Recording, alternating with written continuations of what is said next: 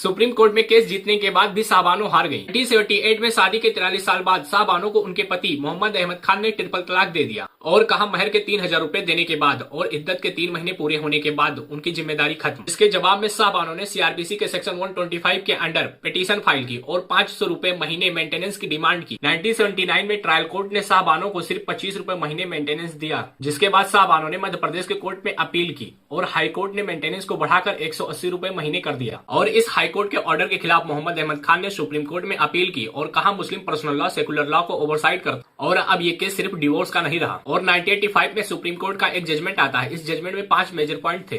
पहला, सीआरपीसी का सेक्शन 125 मुस्लिम औरतों पर भी लागू होता। दूसरा, मेंटेनेंस सिर्फ इद्दत के 3 महीने तक ही सीमित नहीं हो सकती। तीसरा, मेहर और मेंटेनेंस दोनों अलग चीजें हैं। चौथा, पर्सनल लॉ कॉन्स्टिट्यूशन के नियमों से ऊपर नहीं हो सकता। पांचवां, कोर्ट ने आर्टिकल 44 यूनिफॉर्म सिविल कोड का स्ट्रॉन्ग रेफरेंस दिया और इस जजमेंट के बाद कंजर्वेटिव मुस्लिम ग्रुप ने प्रोटेस्ट शुरू कर दिया और एक लीगल केस पॉलिटिकल इशू बन गया। और इसके जवाब में राजीव गांधी गवर्नमेंट ने मुस्लिम वोमेन प्रोटेक्शन एक्ट लेकर आई। इस कानून में पति की जिम्मेदारी इद्दत के 3 महीने और मेहर तक ही सीमित रखा और उसके बाद मेंटेनेंस की जिम्मेदारी रिश्तेदारों और वक्फ बोर्ड पर डाल दी गई। और इसी तरह vote bank politics supreme court के फैसले को डायल्यूट कर दी और समाज के दबाव के कारण शाहबानो ने अपनी मेंटेनेंस की पिटीशन वापस ले ली। और इसी तरह शाहबानो ने एक ऐतिहासिक केस जीतने के बाद भी हार। और ऐसे ही डिटेल केस बिना पॉलिटिकल बायस के देखने के लिए हमें फॉलो करना ना भूलें। Thank you.